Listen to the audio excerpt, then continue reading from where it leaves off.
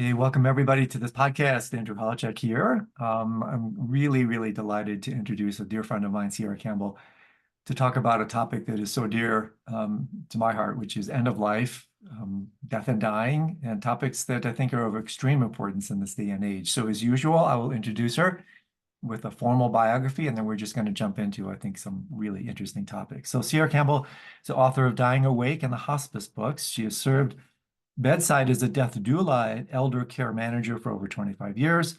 Following college, she founded a home care agency, devoting more than a decade to support over 100 elders in their final years. Sierra's experiences into the critical conversations on aging, preparing for death and dying, inspired her to advocate for early preparation.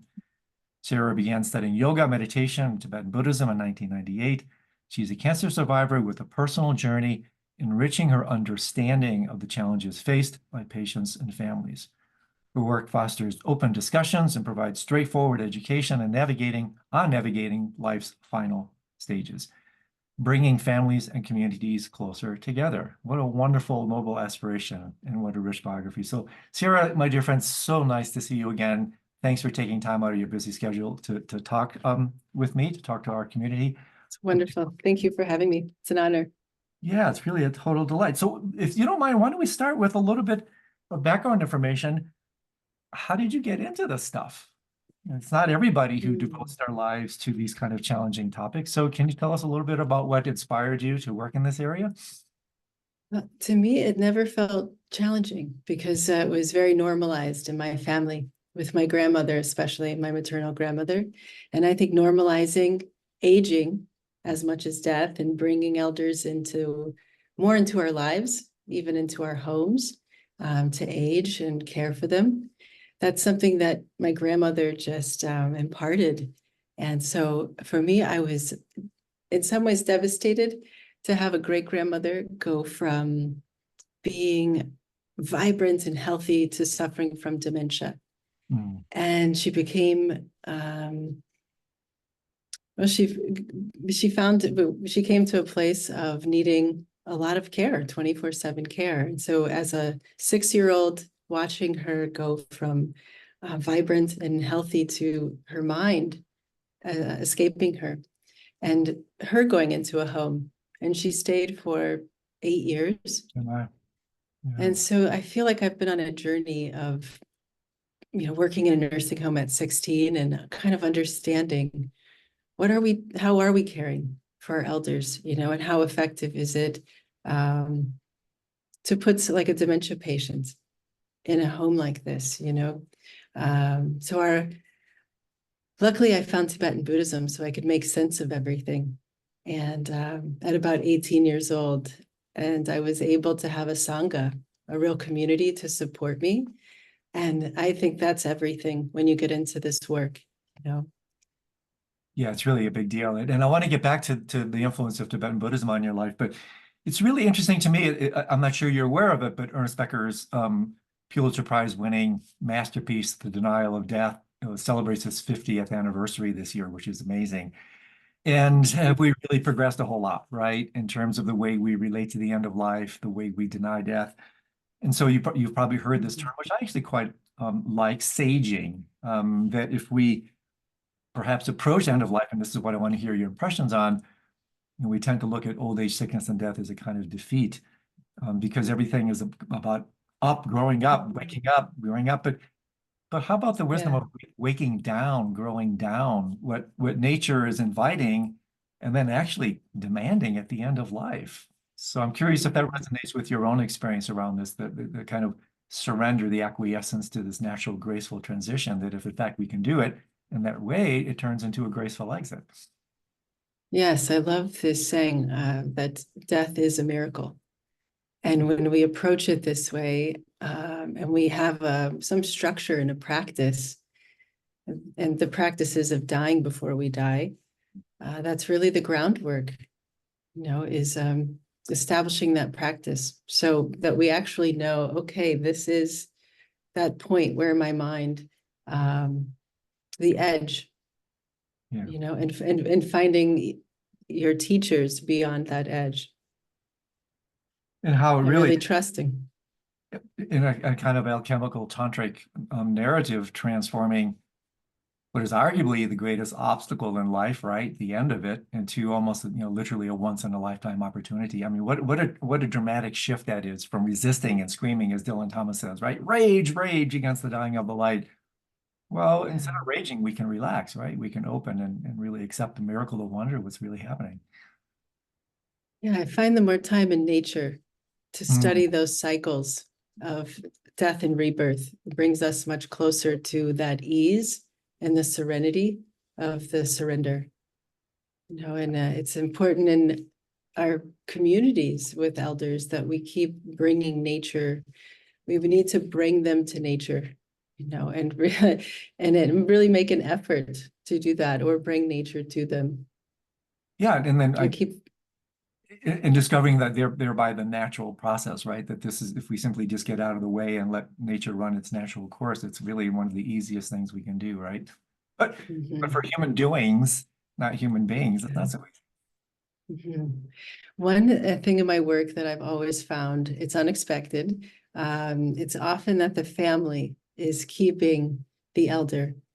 And, it is such a tantric and energetic dance. As a death doula, embracing that process, many death doulas will come into the work and they um, feel they're only really there to support the dying. And it's as much or more supporting the family and having those open conversations, not just about Tibetan Buddhism, because it's been my Sure. path, but really about their openness, what they're experiencing, and in many ways protecting the dying from those attachments and sometimes the zealousness to make decisions for the person who's dying versus with them or on their behalf in a way that supports their wishes. So this is such a super important and rich topic, because really the family does become, just like when you enter the world, holding environments, as you know, are so critically important. If you have the proper holding environment, maturation and growth takes place naturally. I think the same principles coming into the Mm. life apply to going out of life. And so the holding environment really does fall um, to the caregivers of the immediate family. So can you run with us a little bit, Sarah, talk to us a little bit more about the specificities of what you would share with a family? I mean, how idiosyncratic is it? Is it customized for each setting, or are there some general ground rules that you can perhaps share with us around that? Yeah, absolute general ground rules, but everyone's death experience is completely unique. The more that we speak about it with our loved ones, even at this age, if you're 30, 40, 50, 60, any age, just having the discussions of what does a good death look like? What are your wishes and values? A very often challenging conversation, especially with elders, is getting into at what level of comfortability within your body if you had cognitive decline or a terminal diagnosis. Uh, what is that point where the suffering would be too great and you would want to let go? Hmm. Really listening to someone and getting into that holding space where you can allow yourself to actually go there and think, if this happened to me, how would I approach this? And really actively listen to your loved one, or do this work within your sangha, maybe not your family members. I highly recommend that, actually, to have these conversations more with your friends and your community. Make some decisions, maybe it's around your long-term care or your housing, and these decisions then come to your family, the people you're asking or inviting to implement these practices or these values. But these conversations are critical, and they're not just about cremation or burial. These are the deeper conversations of, like we've talked before, about a spiritual will. Yeah. And so is there, I know it's difficult to make carte blanche kind of generalizations, but in your work, what would be the general profile, two things, of a family network that would be like really conducive to, and I guess what we call a good death is somewhat idiosyncratic, but I'm sure some general guidelines approach. But what would be the general kind of profile of a healthy holding environment or family to initiate or allow, I should say, a natural graceful exit? And then also for the dying person themselves, because I suspect you're working as much with the person who's making the transition as those that are holding it. So can you talk to us a little bit about what constitutes or comprises characteristics of a natural graceful exit versus one that maybe not be so? Yes. Yes. So the first conversation, and really the most important, is with the person who's dying. Really establishing a trusting bond and listening to them independent, maybe even on their own, away from their family members, and understanding their landscape. If they're a terminal patient facing treatments or no treatments, palliative care versus moving more into hospice. So the ground rules are listening to what is their options and their path ahead, and listening without any judgment and without any bias. So just because you might choose something means nothing in their process. And that means if you're helping a conversation along with a family member or professionally. So the ground rules are, what do you value most? If you can put yourself in the position, if you're working with terminal patients, is what does the room feel like? What are the items that you'd like in the room for the last months or weeks of life? What is the music? What are the specifics? Maybe there are certain pieces of art and pictures that you want or don't want. And then an ever dramatic kind of ground rule is to actually come up with a list of who you would like to invite in and who you would not. And this is where, if you're supporting someone, you would be surprised at how many times a dying person, an elder or terminally ill, will have a list, and the person who's not on the list that they don't want to see would really like to see them. And so as their loved one or their death doula, holding the gate is also very important, and really letting them have choice and reminding them that this is a miracle and you get to choose this experience along the way that's conducive to help you in your mind and in your body, free of pain. And a big part of conversations I have are about options. Options for terminally ill, whether it's medical assistance in death or voluntary stopping eating and drinking. Passive, yeah. And that practice, Tibetan Buddhist practices are so helpful with the voluntary stopping of eating and drinking, in the dying process, and just really embracing the suffering, connecting, and the practice of Tonglen, incredibly helpful in the dying process and being with dying. Yeah, so for the very few people who may not know what Tonglen, it's a really powerful practice of sending and taking, where you bring in the suffering of others, send out radiant, beaming, healing, curing light to others. And I found personally, as you have, that it's such a street level, gritty practice that when it comes to really challenging situations, it's definitely one of my go-to practices. But how early, at what age do you suggest, recommend? Is there a lower age limit for this type of exploration and contemplation? I mean, what's the youngest set of family members or people that you've worked with? Oh, wow. I've worked with very young family members in planning children of elders that are in their teens, teenagers who have parents with chronic terminal illness, understanding palliative care. Palliative care is ongoing support that can really extend a life versus hospice care. But in that process, with families I've worked with parents in palliative care, there's empathy and emotional intelligence that I found in the family work, that teenagers, often parents will hide that they're not feeling well and not have open conversations. And so a teenager can often feel like it's their fault when they don't know what's going on. And those conversations are incredibly healing when a parent can say, this is my health challenge, it's hereditary or not, and be able to explain if it's something that their children are at risk, in having. And then a big conversation is, what will this palliative care grow into over the years? Like especially with multiple sclerosis, ALS, and dementia. So these conversations are incredibly practical.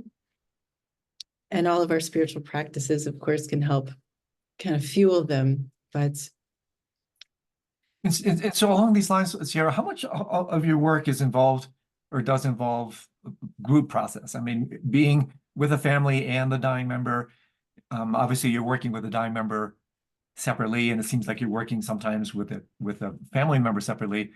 But how about bringing everybody together? Is that a core aspect of what you do, and how important is that? this is incredibly important for everyone in hospice. We work in teams. And so when you are even remotely interested in getting involved in an end of life in your community, look up a voluntary hospice program. And the first experience, you're welcomed into a sangha of sorts, a group of people of many different denominations and spiritual backgrounds that come together literally to learn about teamwork. And in hospice, you work with doctors, chaplains, the patients, of course, their family members, their therapists, and it's an incredible invitation into your community. You meet amazing people of all walks of life. And I've often found in hospice trainings, there's something called the threshold choir. Oh yeah. So you'll be in this training learning about practical elements, medical, non-medical, how to take notes as a team, and half the group or more is there to sing bedside. At the, instead of sitting vigil, they are showing up and singing. And so that community experience has been one of the most enriching in my life. I've volunteered in hospice in New York City, Steamboat Springs, Colorado, Los Angeles, San Francisco. And you meet some incredible people and musicians along the way.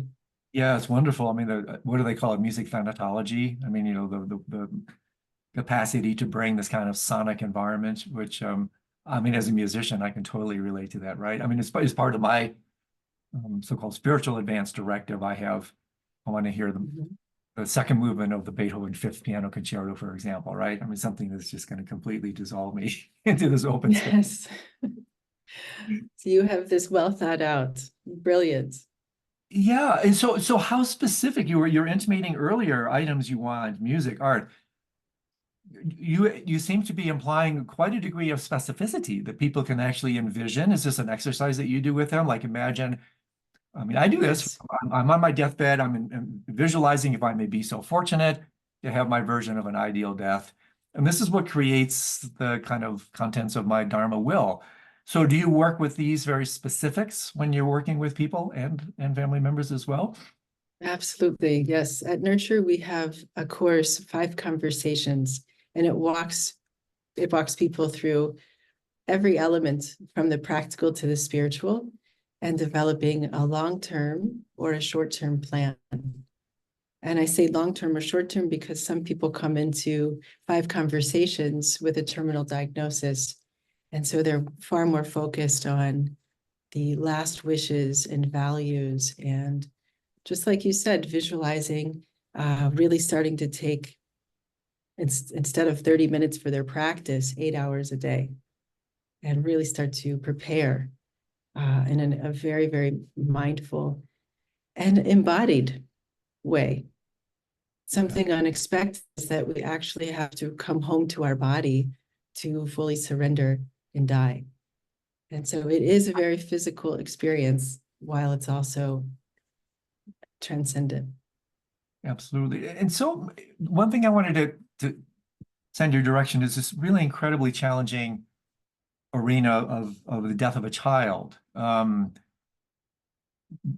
you have experience working with that kind of loss with people? And if so, what sort of suggestions and recommendations? Because I mean, I know very dear intimate friends who've lost children, um, arguably one of the greatest hits that a person can experience in one's life. So can you share a couple words of advice around that extraordinarily challenging situation? Well, first, I'll approach it by how to communicate with a friend that's going through that. Mm. Something that's very helpful for me is I put these things in my calendar. If it's the death of a friend's child, to me, that becomes more important or as important as their birthday. So I reach out around that time, maybe not on the day of or before.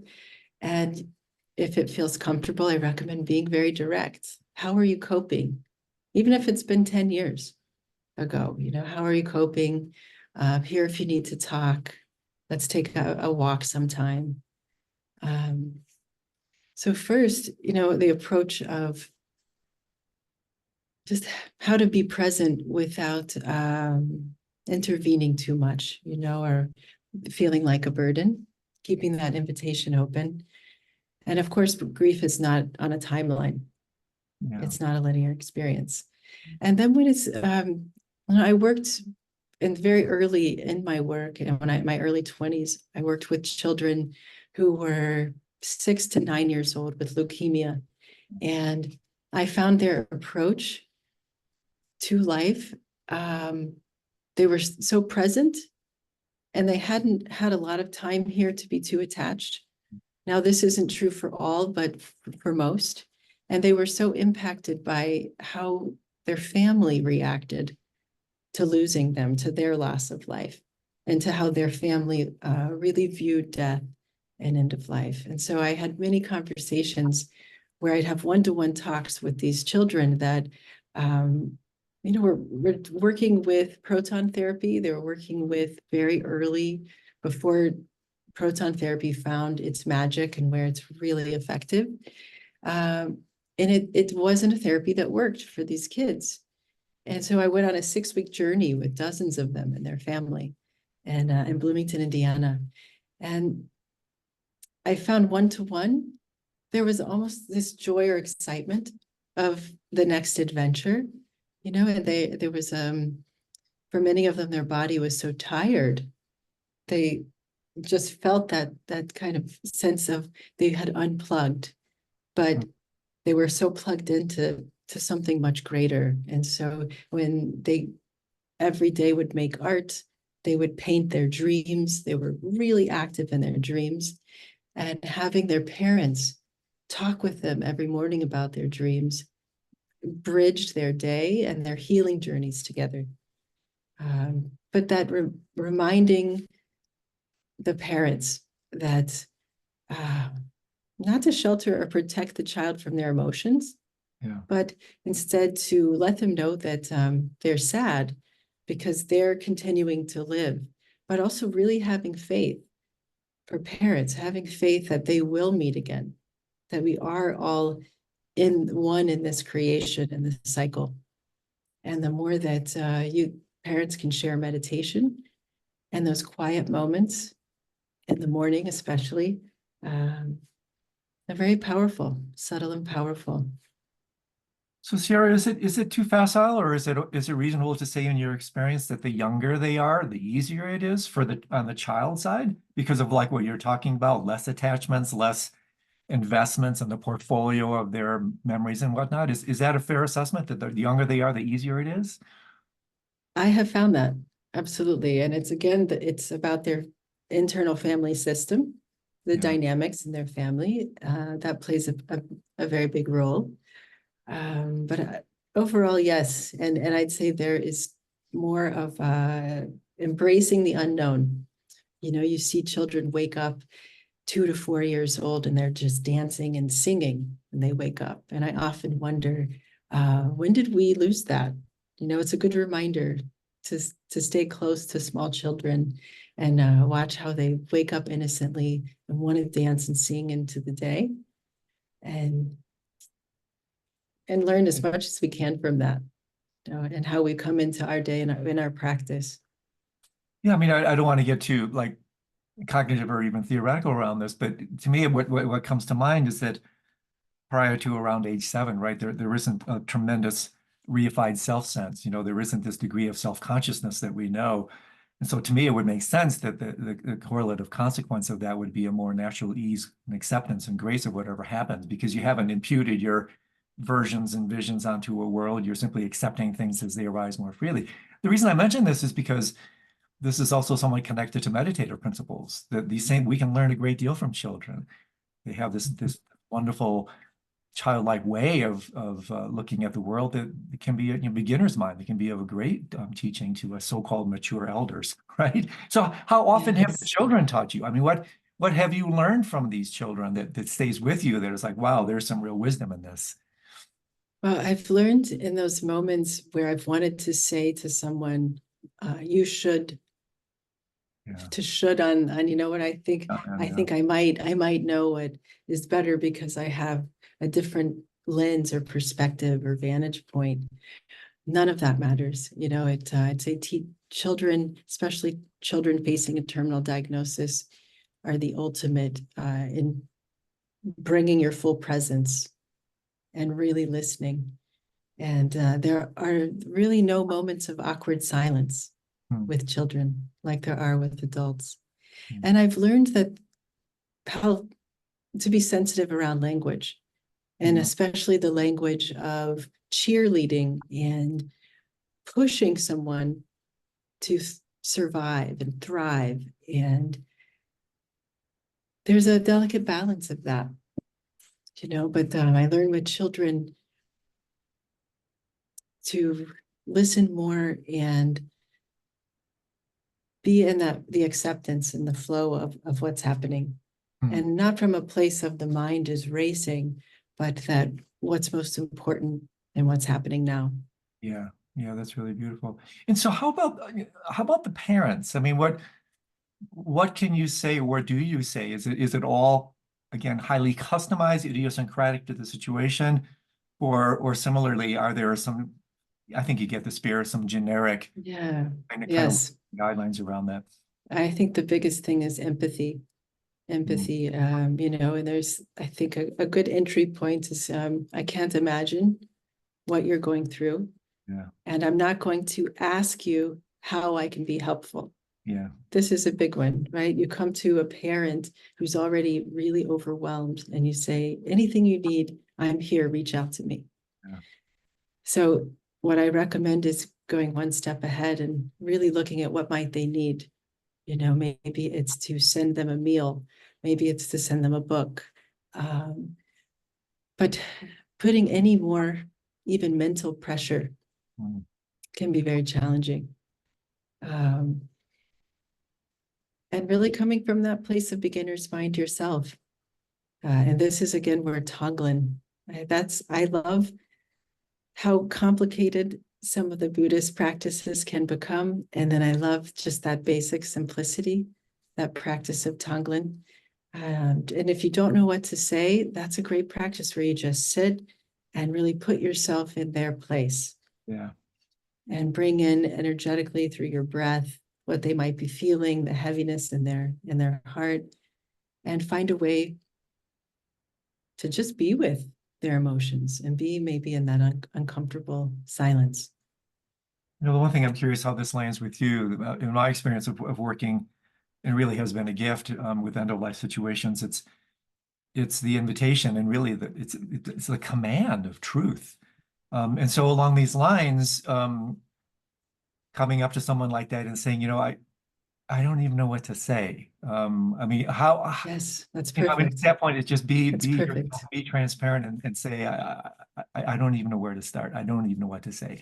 And basically let that spaciousness then create an opportunity for them to step into your mind field, so to speak. Exactly. That is a wonderful way to start. I don't even know what to say, and I am here for you, and I'm here for you at 2 a.m. You tell them how and when you're there. And sometimes you just start that way. I don't know what to say. I'll let you start. And I'm here to listen. And that energy of trying to fix, trying to Yeah. kind of create peace, that all goes out the window. Even in moments for others that look like chaos, there are ways we can all support, but it's not our role to fix. Yeah. It's our role to really hold the space, maybe even be the gatekeeper, and to just and help bring peace and harmony. I'm reminded of something the Trungpa Rinpoche said. It's just been one of the amazing teachings from him is there is no way out. The magic is to discover that there's a way in. And so to me, this has been a really wonderful guide around working with the end of life because it's inevitable. We may attempt to live in denial of it, but it is a harsh, noble truth. And to whatever extent we can understand these fundamental principles within ourselves and then convey them even with our own presence and basically show people this is what's happening. There is no way out. You're dying, this child was dying, whatever, in the most sensitive language you can come up with. And perhaps the invitation then is there's a way in. Let's work to relate to what's happening. Let's accept without indulging, because that's the other extreme, right? Without indulging it. So we dance between these kind of middle way between denying, repressing, and indulging. So to me, I think the kind of sweet spot in there, and that's the fantastic dance of the death that really is dictated largely by, I often say that it is a dance, and this is where the dying person leads this dance. They will be the ones, if you're open to it, that will actually convey a tremendous amount of information. So you're not relentlessly fixing and shoulding on each other, right? It should. This is a powerful thing for us as students of Tibetan Buddhism, because as you know, the Tibetan Bardo teachings are extraordinarily voluminous and incredibly articulate. And I find sometimes, as noble as that map is, it's never the territory, and the map can backfire because, wait a second, stage 3 isn't supposed to happen before stage 1, right? And so you have all this preparation, and then it's like, then that backfires. So we can return to this a little bit later when I ask you a little bit more about how Tibetan Buddhism has affected you. But to me, I think something along these principles has really been helpful for me. I'm curious how that lands with you as well. Well, which part specifically? Yeah. Yeah, just the invitation to find your own way in, the invitation to establish a more spacious, so-called helpful relationship to the non-negotiable, that this is what's happening. Maybe we can start with that. Yeah, I think one way in that I like to ask people when they don't want to go right to the conversation of death, if they're facing the end, is tell me about some of the smaller deaths in your life, the moments in your life where you really felt like you shed all the skin and had a complete renewal, and what got you through. And that way in, for a lot of people, is feeling. It's feeling, and for others, it's a deepening in the practice. And I have met many, especially parents who've lost children, who find that the practice that they've had for many, many years, they have to take a break from certain intensities, and that there's a natural kind of evolution even of our practice as these things come up in our life, and how we face grief, right? How we face the emotions and the feelings that come up with loss. And, something that comes up for me that I feel is a conversation piece we leave out is to remind people that they will be very angry with loss. They're, especially if it's very close to them. And that could even be with their own capacities with aging. There can be these very intense feelings. And so that can be really the way in. That's one way that I tend to work with families, so that they know it will happen, and they'll know at some point they will completely deny the process.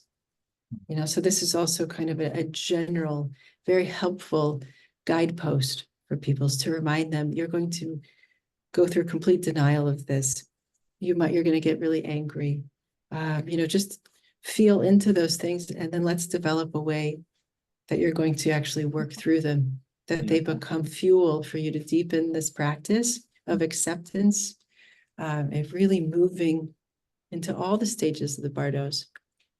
And there's nothing like engaging in active meditations, really receiving guided meditations through the bardos. Do you have any of those, Andrew?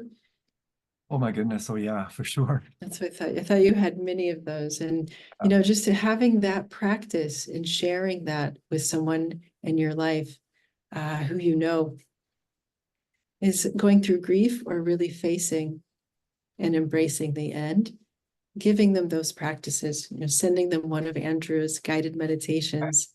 It's a gentle way of supporting them. And then you have something to have a conversation with them about. Yeah, I mean, it's so rich. A couple of things came to mind. One is you, I'm sure, are well aware of the wonderful kind of threefold process that the Buddhists talk about of understanding, experience, and realization. And what you're precisely talking about here is problems often arise on so many dimensions of the living path or the dying path is when we have experiences and we don't understand. And so if you don't have that underpin, literally stand under, if you don't have the infrastructure of the understanding, the experience itself, when it's related to properly, is never problematic. In fact, the experience becomes opportunistic if it is related properly. So what you're saying is exactly in resonance with that you can pave your way with words, but also being a little bit careful not to impose, this is the way it will happen. These are possible expectations, so to speak.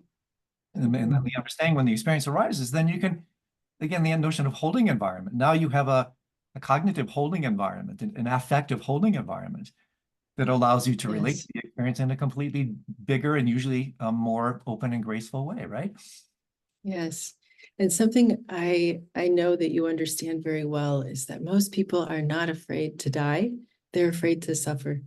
Yeah. And it's our relationship with how we accept suffering. And then for people who've meditated and really spent decades in deep philosophical studies, deep practice, I find unless there's embodiment, a somatic relationship with practice, sometimes that they're when the body suffers, the body can, for many of us, become a vehicle to keep the mind strong. Exercise, being physical.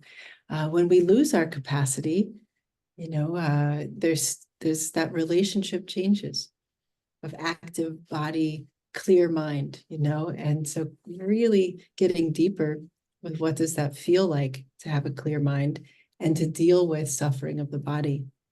And again, Tonglen, you asked earlier, having these conversations. We want to have these conversations early.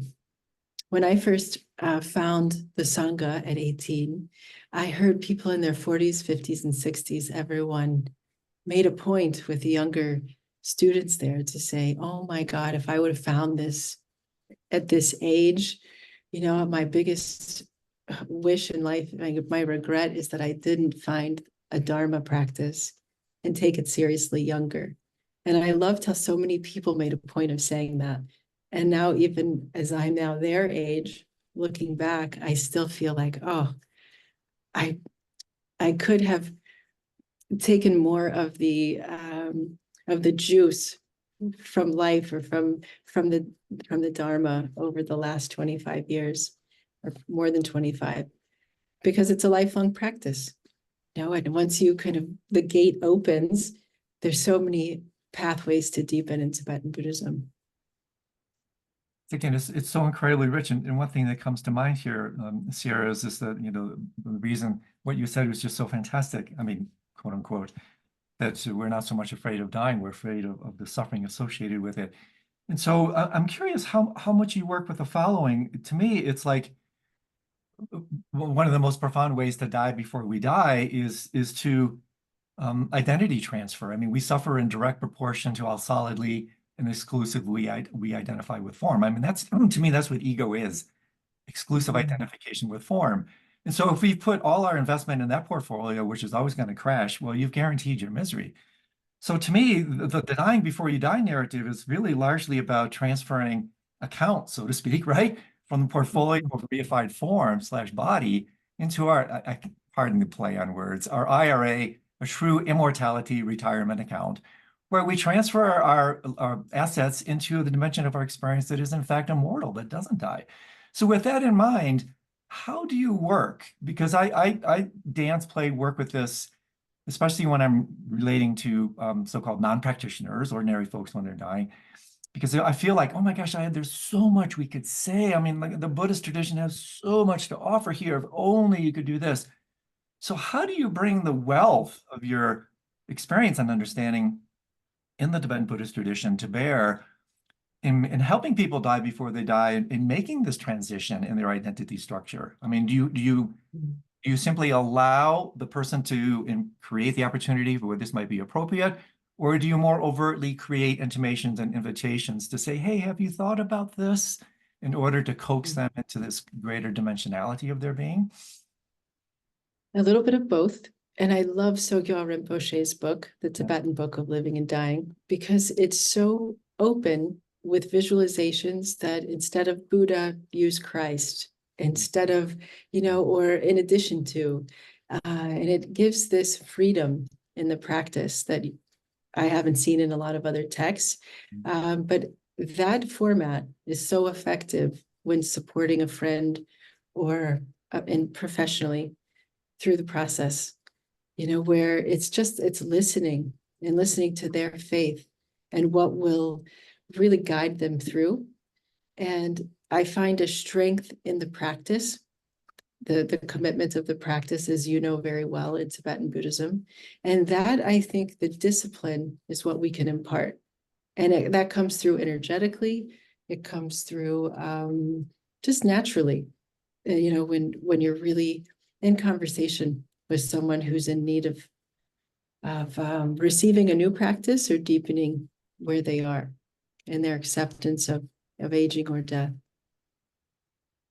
It's really, I think, one of the great gifts I see in your work that I attempt to do in my own in this area is this kind of a cultural translation, that we have this extraordinary wellspring of information, wisdom that's been articulated in the Tibetan Buddhist environment. But because it's so almost pre-cultural, it's almost, in a certain sense, almost pre-human. These truths are so foundational that I think one of the invitations / challenges for people like us is to make effective cultural translations, whether it's making these to different reference points, respective of religious traditions and whatnot that people are working with, but that sort of thing. So this is a topic that we've kind of been circumambulating. Maybe let's throw a dart right at this. How has Tibetan Buddhism and the Bardo teachings informed and transformed your relationship to your own understanding of death? And then in particular, how has it informed and transformed the way you work with people as they're making these transitions? So I remember very vividly my first experience in Agompa with a small group of Tibetan monks who were lighting candles for people who'd passed. And they had, told the Sangha at meditation on the weekend that, there was someone in the Sangha who was sick and they were lighting a candle. And years later, I had someone I'd worked with, a woman I'd worked with for 2-3 years in caregiving, who was really struggling to pass, and her family was holding on, and the family dynamic was quite toxic at the end. And I called Jamyang, whom I'd met at the monastery, and I said, well, I really need to talk about this. Or I had been with her for many hours, and she'd been kind of actively dying and in hospice.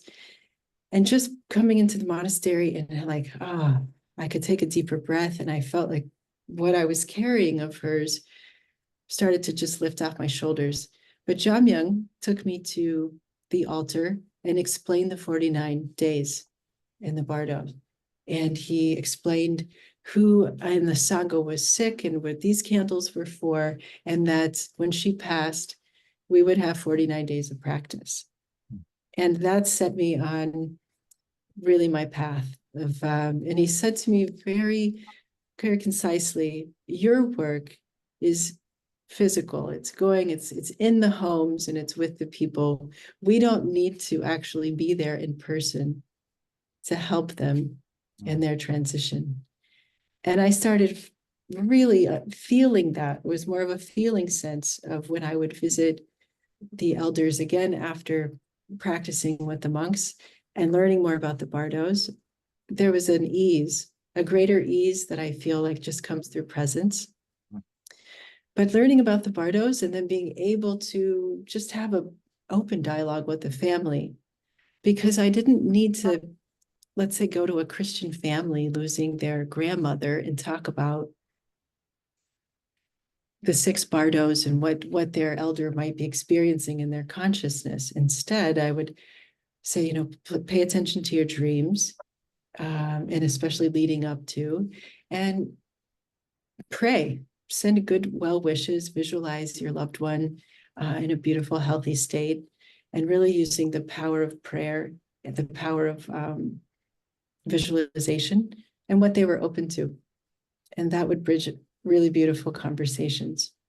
But the monks really, in every way, enlightened me to this process and opened a doorway to traditions that I don't know how long it would have taken me in life, to find these. I still have a hard time. I'm so grateful that the monks found their way to Middle America, mostly because of His Holiness, the Dalai Lama's brother, had come to Indiana University in the 70s, and a nice culture and a community of Buddhist practices have taken root there.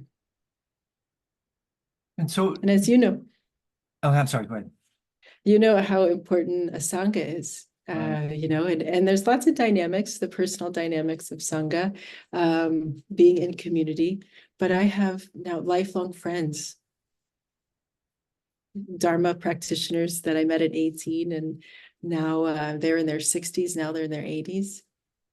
And so we've been a group of about 20, 25, and it expands and expands with lots of visiting teachers, visiting students from Mongolia and India. So within the extraordinary array of skillful means that the Bardo teachings and Tibetan Buddhism in general has to offer, two questions.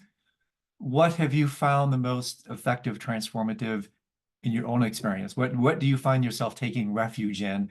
What practice do you want to hold in your hand as you're walking in the Bardos yourself? And then secondly, outside of, well, actually, you hadn't mentioned this in terms of sharing Tonglen with people that you're working with. What practices do you find yourself perhaps either suggesting or intimating for people who might be receptive, either family members or those who are actually making the transition themselves? So two questions on that. Well, let's go with first the practice. There are so many practices, but I really feel like loving kindness, really connecting with Tara. A Tara practice is a beautiful way when you're, just needing to call in the great mother and take refuge, and the mother of us all. And it takes a lot of pressure, and it can take a lot of that weight that we carry as you go in and you go deeper into this work. That would be, and generating merit and really understanding what that means. And I feel I learn the most from this one, generating merit, because you said something earlier that made me think of merit and how, this is what we accumulate in our practice and how we show up in the world and our reactions with everyone in our life.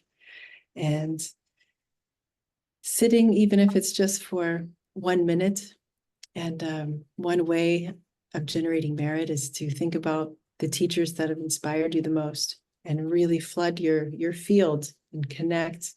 In Tibetan Buddhism, like guru yoga, that's a practice I've really appreciated. And then with the bardos, where I find refuge and solace is dissolving the elements in the physical body, and really dissolving all the senses into a very peaceful place, and that's so unique for everyone. And there's nothing like taking refuge in the relationship with your teacher, in that bond and trust, and to really choose your teacher wisely. A lot of teachers I've worked with, one in particular, I mentioned Jamyang, he always said, know your teacher for 7 years. Don't hesitate to be in the community and watch how and who they are in the community. There's no rush. There's the teachings are there. You can start reading and really develop your practice, but then having that, ability to take refuge in your Rinpoche, in your teacher, there's nothing like that for me. I mean, I feel so blessed with having just that feeling that you can, it's a relationship that for me, it generates more and more compassion, just thinking of my teacher. It's fantastic. And I do want to point out to our listeners that Tara is who we're looking at on the upper right side of your shoulder, right? So obviously she's been a wonderful aid to you. So before we get to the second question, say a little bit more about the dissolving of the elements, because you do this through a form of contemplation that's a little bit opaque to me in terms of how do you actually work with the visualization or feeling the dissolution of the elements. Dissolution of the elements. So in yoga, it's really withdrawing the senses. And within Tibetan Buddhism, I think of this as letting the earth, the water elements, really watching my own body dissolve. And the last sense to be hearing. And so it's a practice death, basically. But it's practicing by going inward, inward, inward. And it's, again, taking refuge. And it's letting, I start with the visualization of all of the wind leaving my body. The wind then turns into dryness with water. And it's even taking myself to that place of, this is pretty extreme, but I've faced a diagnosis with cancer and have at a very young age from 13 to 21. And so I've continued to find it helpful to really think about my body decaying and decomposing, because it's a natural part of this life. We're not here to solve aging. We're here to live and really be free of suffering and help free suffering. And this idea of anti-aging or resolving aging is something from society that I feel it's good to have a practice. So this one for me has been helpful. And also when I come out of these practices, I'd say the feeling is a lot like yoga nidra. Coming out of that, I feel renewed. There's a lightness and something that I've let go of internally. Attachments, they can often be physical. And just by that visualization of the wind leaving my body, drying up, and all the senses withdrawing in my body, basically becoming soil. To think of that decomposed bag of bones, creating rich, nurturing soil for plants.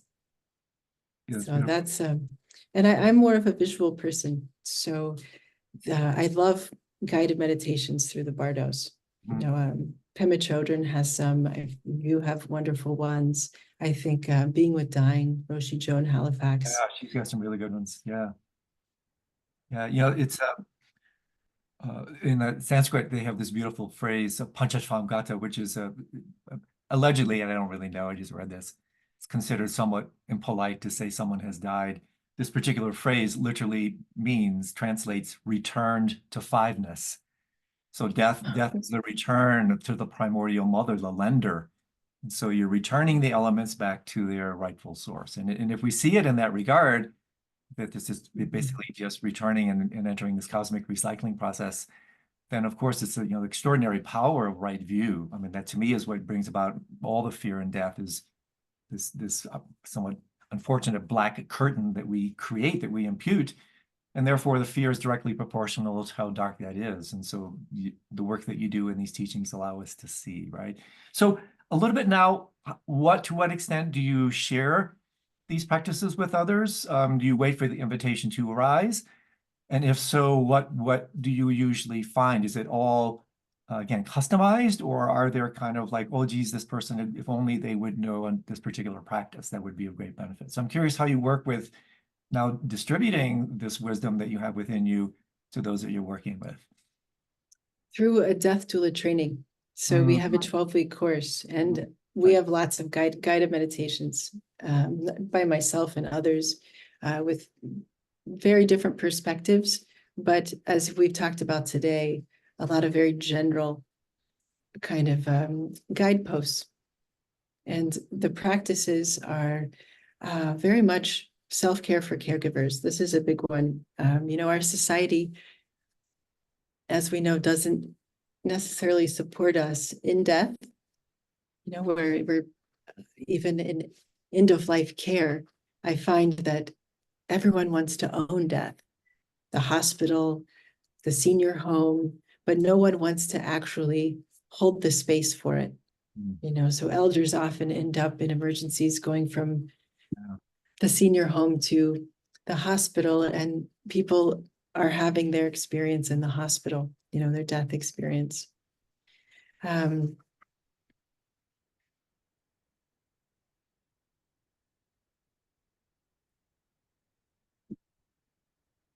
So yeah, I was just allowing you the space to see if something Yes. But tell us a little bit more about the 12-week course, because whoa, I mean, this sounds so yes. We have, I tend to allow the Tibetan masters to first guide these practices, and then I feel like more of a support. So we have some of our own meditations, but I direct people to like Roshi Joan, yourself. Tracy Stanley is offering some self-care practices in Yoga Nidra. But I find that it's for people who practice, it's really good for you to make the practice in some ways, I don't want to say your own, because it's not about being individualistic. I do believe in lineages, but I find that people often need to make the practice more their own, meaning listen to 5 or 6 different practice deaths. And I have many clients that I've worked with at end of life where I've said, let's create your own. Open up GarageBand and create your own meditation, especially for people who feel really out of control. Beautiful. Where they're trying to control something. And also in the course, a very big reason for me creating a death doula course is to focus on aging as much as we're focusing on death and dying in the work of a doula. And so a doula is a non-medical support for the dying, but yet we work with hospice and medical teams. And so this is a course for practitioners who want to dive in for themselves. Like we have a mutual friend who'll be in the course, our friend Bruce, and he'll be in his 80s. He's going to be contemplating, what does it look like for him at 80? And he'll have a supportive network and to ask questions and to really even maybe help him, guide him in some way. And others are really in the course to serve others and to find their place and how to have these conversations in their practice as a therapist, as a coach, as a yoga teacher.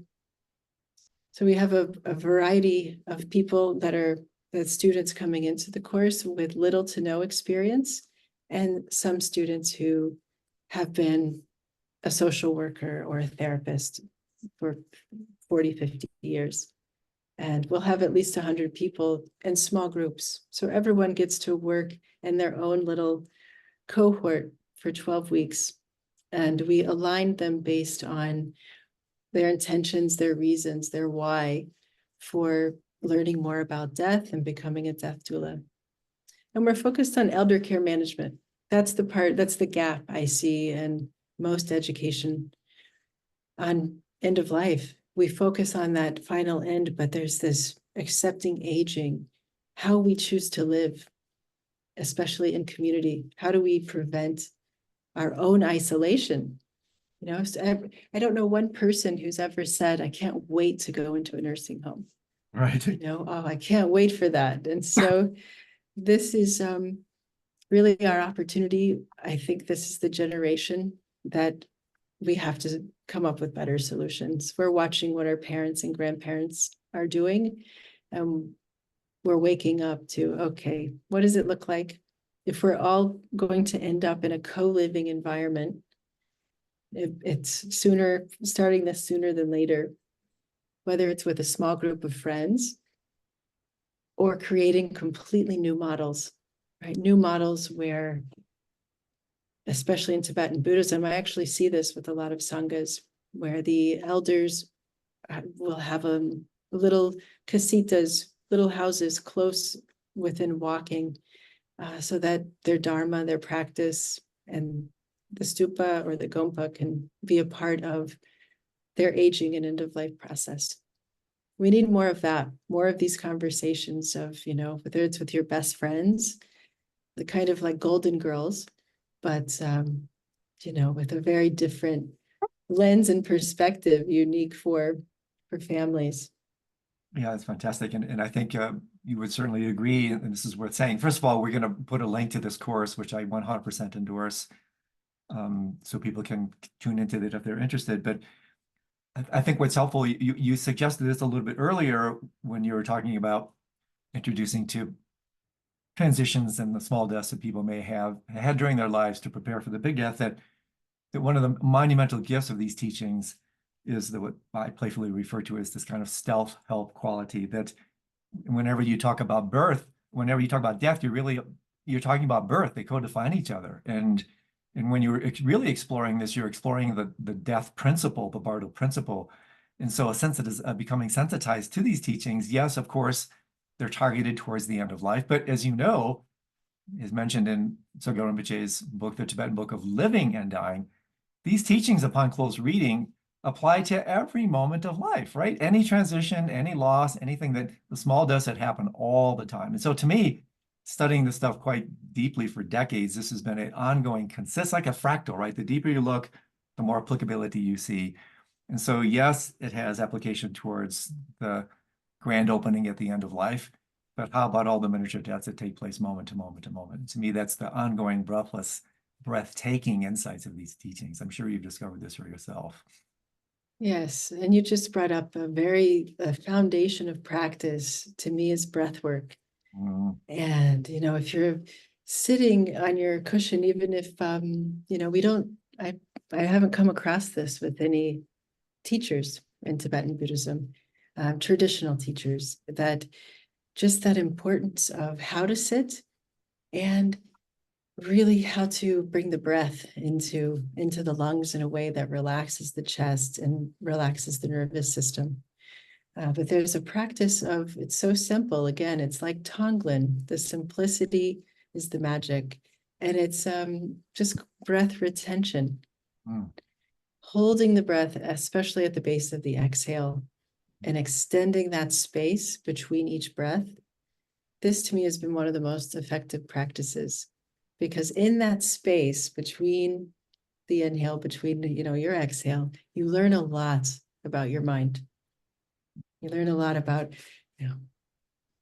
which is it, the in breath or the exhale, that you can be more spacious.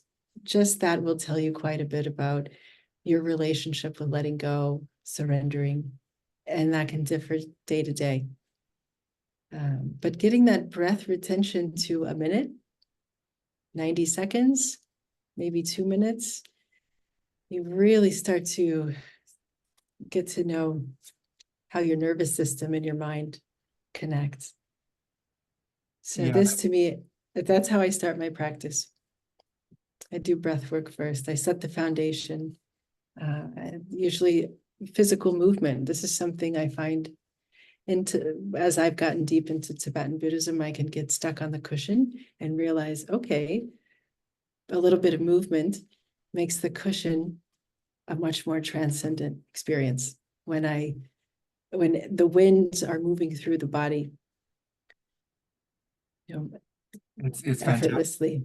And also what you're suggesting is yet another iteration of the Bardo principle. It's just that gap between exhalation and inhalation. And in that moment, when you breathe out, actually hold that exhalation and just notice what happens to your mind. Because what's the last thing we're going to do in this life? I mean, we're going to exhale and we're not going to inhale and that's it. And in my experience, one of the most powerful moments in life is when you're with someone and they take that last breath. They just breathe out and there's just this thunderous silence when you realize the life force again has been returned to its primordial lender. And so the fact that you actually do this kind of breathtaking work is really quite beautiful, because that's what brings us into this life, and that's the last thing we're going to do as we exhale and expire at the end of life. So, I mean, what a wonderful insight. I wanted to ask you, also, Sarah, with your permission, what is your relationship to plant medicines in terms of preparation for the end of life, both for the person who's making the transition and potentially for caregivers? Because as you know, Stan Groff has worked with this for literally 50 years, Roland Griffiths, Anthony Bastos. There's so many amazing people doing amazing work about these entheogens, these psychedelics, and their incredible role at the end of life. So speak to us a little bit about both your personal experience, if you're comfortable with that, and also if that is a part of your toolkit. Is that part of your actual curriculum? Yes, actually, we do have the Women's Visionary Council on board as part of the Death Doula course.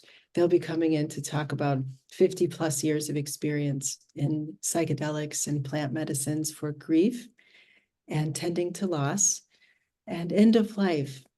Now, personally, I've had many families come to me, dozens of families, who have recreational LSD, psilocybin, cannabis, and they're looking to facilitate on their own, meaning they can't find anyone. They say, I think this could be helpful. This helps me, and then they kind of go in wanting to give a dose of something to their parent. And I'm so grateful we have so much more research. We have MAPS and we have the Beckley Foundation, who are really understanding set and setting. They're understanding and taking some of these molecules and putting them into a form where people don't experience nausea or some of the physical. Recently, I worked with someone for 4 years, met her at 80. She's 84 now, and she has had dozens of treatments for ovarian cancer in these 4 years. And she's been really afraid to die, but the pain has grown so great that she's ready. And she's really wanted to face this fear. And I connected her with a mobile hospice center in Santa Fe, not knowing that they offered assisted ketamine journeys. Beautiful. She had one journey at what the doctor came to speak with her about medical assistance and to book her death. And she said, he offered her, well, we have several different journeys. She said yes right away, to her family's surprise. And she wrote beautifully about it to me the next day. She was completely open and ready. And she went through a practice death. So the experience was headphones, intermuscular, and she went to a place of shedding her skin, really going through the bardos and releasing, completely dissolving. And it was beautiful. And now she is preparing. This is something I love about medical assistance in death. More than 60% of patients who receive the medicine to end their life choose not to take it. It's the safety in having it that That is everything. So this particular elder in Santa Fe is now reserving her medical assistance in death. And she's very resolved. And she said, wow, now that I've let go of this much and I know how to let go, I'm actually really looking forward to it, whether it's with the assistance or on her own.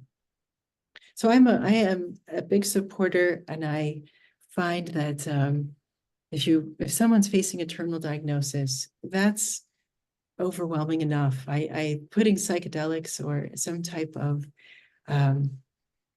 intense experience is something to be done with extreme care and compassion and guidance. You know, we have a lot of institutions that are offering teachings and trainings, and there are also trainings with Indigenous, and we can never forget where these medicines come from and really respect the practices and the people in those traditions and their safety in bringing it to people, that it's these different experiences, ayahuasca, San Pedro, peyote. These are medicines that connect us with spirit. And personally, these are part of my practice. Being able to die before we die and having these plant medicines that teach us when we're healthy and young and we're not dealing with the stress of a terminal diagnosis, to me, they've been helpful in actively practicing dying awake. And they can be uncomfortable. These kinds of experiences can bring our trauma to the surface, things in this life that are unresolved. And these things are the same things that come up on our deathbed. So if we can resolve these things before we get to our deathbed, wonderful. You know, you have more space for joy. And, you know, it's really opening up and embracing fear.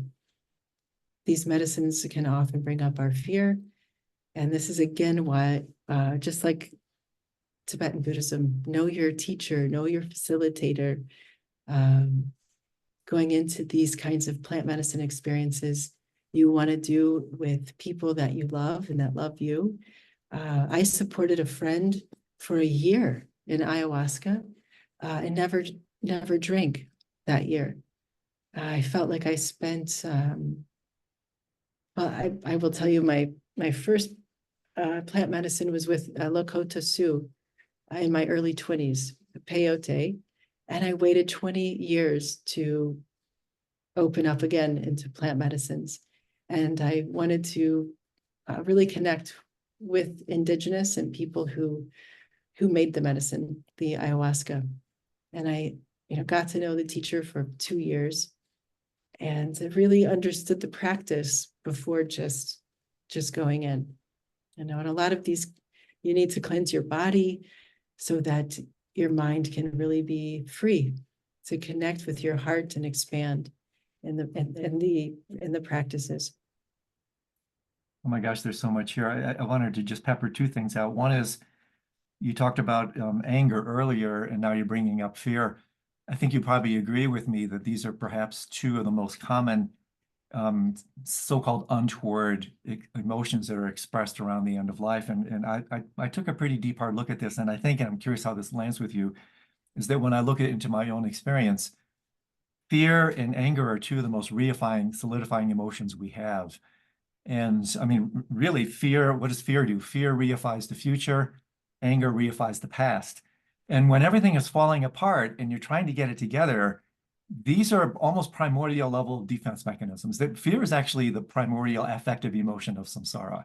And so when you're going to these primordial bases, these expressions can come out. And as a caretaker, it's really helpful. Again, there's the understanding that we can bring to these experiences. This person is not unloading on you. They're unloading on you because their world is falling apart. And in an attempt to get it together, they're reifying. And one way to reify, I think, feel into fear and anger. Those are solid mofos, right? And hence they come up at the moment of death. So the second thing, this is so great. I love what you say about these are part of my practice. I mean, these entheogens, because confession, 2 years ago, before I had my diagnosis of cancer, I wouldn't go near any of this stuff. I was a traditional kind of ultra purist, guy, chemical mysticism, it's a cheap, dirty trick, not for me. But Mhm. as these terminal conditions, and by the way, tongue in cheek, Deepak Chopra once said, life itself is a sexually transmitted terminal disease. So we have a terminal diagnosis the minute we come into this world, right?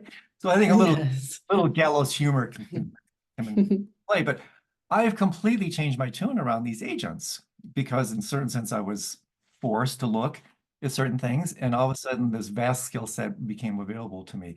So I'm curious, Sierra, and I want to be respectful of your time as well. I do have one last thing to ask you, but Mhm. um, do you feel comfortable enough making suggestions about using these agents as a practice individually? And then I guess its corollary question would be, if there was one agent that you would recommend for someone who's facing the end of life with a lot of anger and fear, what might that be?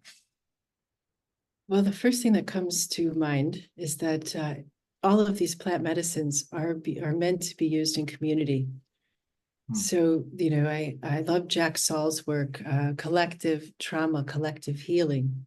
We need to come together in one place often to complete a lot of cycles of healing. And there's not one substance, not one molecule, not one that really is that silver bullet. I feel like it's it's more who, it's the relationship that you have with the community that's either growing this, cultivating it, or with the facilitator. But it's in your community, or it's something that it's not something you just learn about for a weekend workshop. No, it's something that you want to ask questions and even talk to your doctor because you want to be sure if I've have worked with many patients who have tried MDMA, assisted therapy, and MDMA, more talk therapy, and this can lift the heart rate. It can have physical. It can cause some physical discomfort, but there's nothing like the relationship that you have with who's facilitating. So for me, music is very important. And for others, for certain plant medicines, no music, complete silence. Mhm. So it's a big part of what helps you feel comfortable and understanding that you're going beyond your comfort zone, right? You're going beyond, and but you don't want to go too far, right? And this, I think, keeps a lot of people from wanting to try an experience like this with plant medicine. They hear stories of what if I take too much, or what if I don't come back? What if I get stuck in some trauma? Now, this is where, when I say it's part of my practice, the teachings, for me, especially from Tibetan Buddhism, the visualizations, they become far brighter. And it's my practice that really starts to support me in the moments that can be really challenging in plant medicine, the moments where you feel old pain, you feel maybe other people's pain, you feel ancestral pain. Um, but I would say that's one of the greatest gifts plant medicine's brought to me, is really connecting with our ancestors, our purpose. And as someone who's a natural caregiver, that practice has helped me kind of preserve my own energy and see that I'm there to support, not fix. That's a big one. And it's not an easy conversation with a lot of lamas, Tibetan lamas, of this acceptance. So this is also why I waited so many years, because I felt my mind is delicate. That's something we build our mind to be strong like a diamond, but I felt I needed my practice to be strong and my foundation to be steady going into any kind of plant medicine experience. But it's where it's in your community, that you'll find the right person and maybe even the right sangha to have that experience. And always remember, it's not to be done alone. This culture of microdosing, I think we've gone a little crazy with this overall. I feel these experiences are for even ceremony. that there's a beginning, middle, and end to that psychedelic experience. Yeah, that's really well said and wonderfully said. So last question. I mean, there's so much more I could ask you, but you mentioned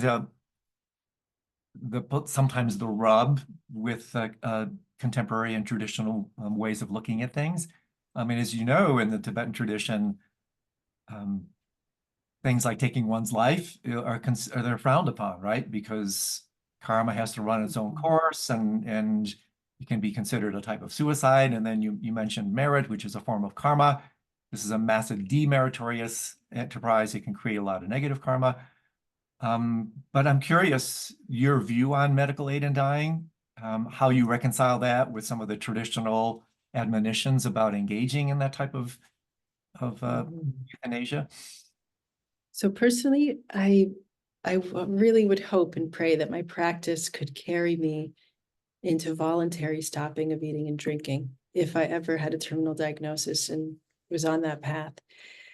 That is really, I mean, just put yourself in that place of terminal diagnosis and, knowing that your body's going to be suffering, and feeling that suffering growing every day. I can't say that that I could absolutely not choose medical assistance in death. I'll tell you what some of my teachers have said to me, that as a practitioner, my role is not to support people in the decision of medical assistance in death, but to support them in the process of easing their suffering on whatever choices they make. That's the path. And I respect people's choice, whatever that choice is. And if it's medical assistance, we know, like I said earlier, 60% of people who are accepted into medical assistance, receive the medicine, choose not to take it. So going on that journey with someone who chooses it, you never know if they're really going to stick with it or not. You may be with them through the whole journey without medical assistance.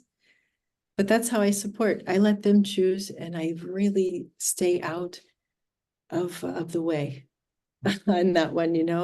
It's so deeply personal. And we have medical assistance in 13 plus states in the US, and growing. And it's one of these, it gets political and people are lobbying for and against it. But it's something that we don't know until we're really in the decision-making seat. Yeah, it's like so many topics around this business, so to speak. They're really difficult. I remember very clearly when I was doing research for my book. I asked all these lamas, I interviewed all these amazing teachers, and I learned so much.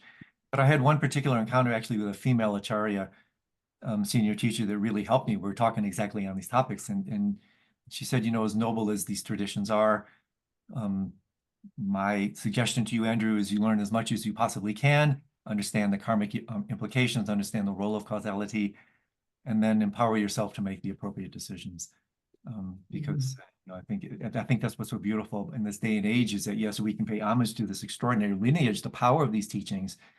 But I think, one near enemy of tradition is ossification. Some of these things come down and they get solidified, they get ossified, reified. And I don't think that's particularly helpful in this day and age. So the delicate dance between surrendering, acquiescing to these amazing teachings, and yet I'm not saying editing, but adapting them, because adaptation is the core of evolution, right? If we don't adapt these teachings, they're going to go extinct. They're not going to really apply. And so this is part of this cultural translation thing. How do we keep these? That is a great point. That is a beautiful point. You're exactly right. These traditions are really a technology for us to employ. I see them more as a technology than a philosophy. Beautiful. Wow, that's spot on. Well, Sarah, this has been so rich. In closing, just a couple questions. There's, you're so well versed in this arena. There's so much literature there. So these are two kind of, one great thing about death is it brings everything to a point. Everything is so concentrated like a singularity. If there was a book or two, what are the one or two most influential books that you have studied, read in this arena that you might recommend we explore? Being with Dying, Roshi Joan. Your book, of course, I'm Preparing to Die. and Pema Chodron's Mm. How We Live is How We Die. And then for really serious Buddhists, my background has been more from Pavanka Rinpoche, Yep. Liberation in the Palm of Your Hand. And it is sort of an updated, more to the times take on Buddhism. It's a 28-day discourse, a very, very thick book. My friend and teacher Jamyang told me to read it and come back in 7 years. Wow. If I really wanted to, take more teachings. And so, and of course, the Tibetan Book of Living and Dying. That's a wonderful book. It's so applicable to people of different faiths.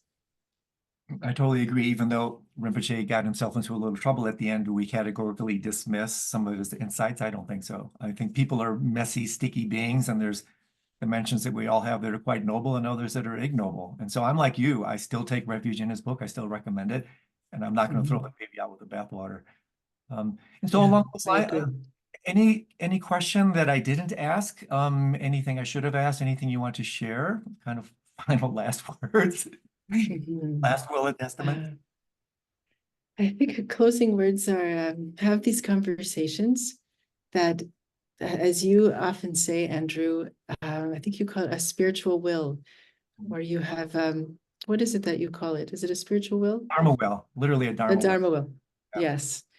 And start to create these groups in your life with your friends.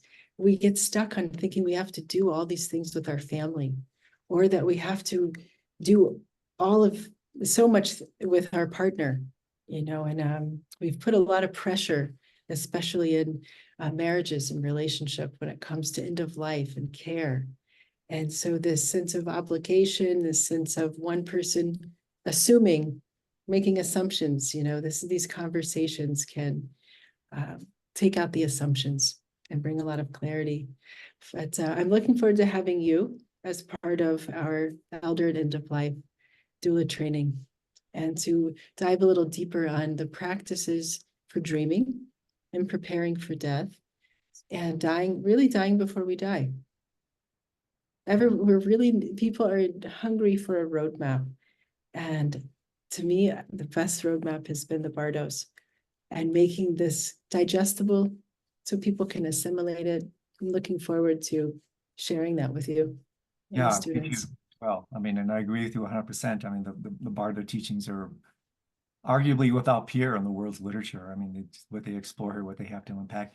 The single greatest, most impactful set of teachings I've ever explored in my life. I mean, like, no doubt, right?